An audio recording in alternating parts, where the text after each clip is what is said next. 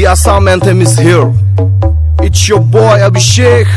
ये आसाम है या हर गली में अच्छाई है, और हो भी क्यों ना, या हिंदू मुस्लिम सब भाई भाई है।